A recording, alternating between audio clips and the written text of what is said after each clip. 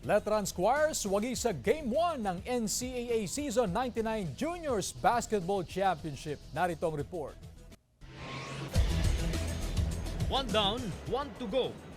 Yan ang sigaw ng Letran Squires matapos nilang talunin ng Perpetual Junior Altas sa Game 1 Finals ng NCAA Season 99 Juniors Basketball Tournament sa Philoil Eco Oil Center sa San Juan City noong Sabado.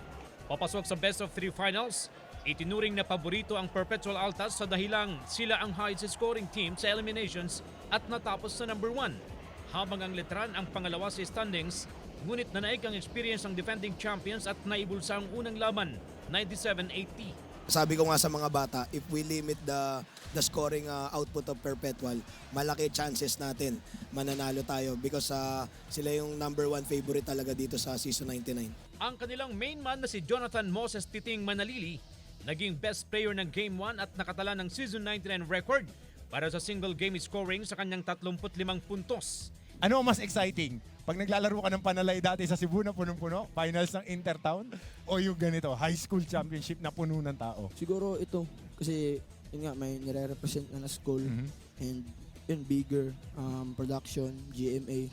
Yung panalay kasi, walang video. May video, May video walang na highlights.